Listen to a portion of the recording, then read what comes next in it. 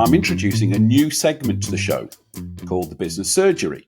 Now, I've asked a number of our listeners, I've asked all our listeners, and I'm asking you listeners now to do the same, to send in your business problems. And I and a guest will give you a quick solution to that problem. So the first question I've been sent, and John, you've been given a heads up for this, so you should be able to give a brilliant answer. The first question I've sent from somebody called Mark Johnson. Thank you, Mark. He said, as a business owner, I've always got too much to do on my to-do list. How do I solve this problem? So I'll give my answer first, then John, you can give your answer. How about that? Sure. That sounds good. Okay. So my answer, and I used to do this and I recommend this to my clients, is I've got a 10-step process to getting everything in. Firstly, I score all. I brain dump all my to-do list all on one piece of paper. I then have a scoring system which matches each job by urgency and importance. I then put the jobs in order, in priority order. Next stage is I go through that job list and then delegate as much of it as I can. And then at that point, I look at only the top 5 jobs on that list, and they are my to-do list. Everything else doesn't get done.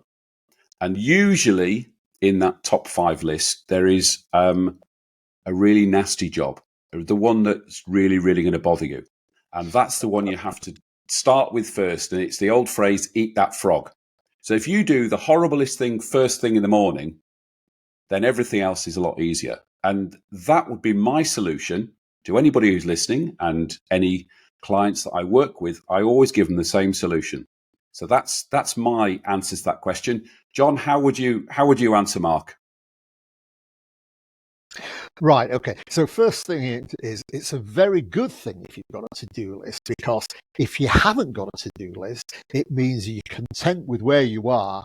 And anybody in business, you should be striving to improve all the time. So you should always have things on your to-do list, as much as it would be lovely to have an empty to-do list. So that's the first thing that I would say. Now, my very old-fashioned way of handling it is that I write a to-do list on a piece of paper.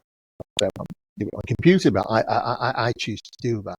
And I write it out each day. Well, actually, I write it out at the end of the day, and I will work my way through things, and I find it satisfying putting a line through something and looking at my to-do list at the end of the day, which won't have a line through everything, but looking at it, I find that very, very satisfying.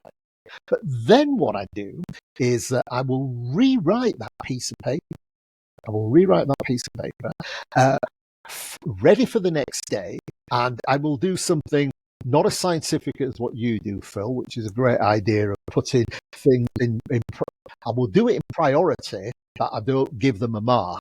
And I will understand what you mean about the frog. You put the most difficult one on the front, the very first one, and sometimes you find that stay there for 2 or 3 days before I put it out. So I would put it on. And I think the fact of physically writing it down again, and you're going through and say, I've had that for 3 or 4 days. What am I doing here? Why didn't I do that? Why didn't I delegate that? This is just not good enough. I'm sort of having a conversation with myself.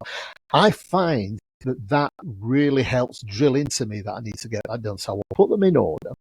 What I think it also does for me, depending on what sort of character you are, I do that at the end of the day and then say, right, I put it down on paper. So I'm taking it out of my head, and I know now, tomorrow morning, I know where I'm going to be starting.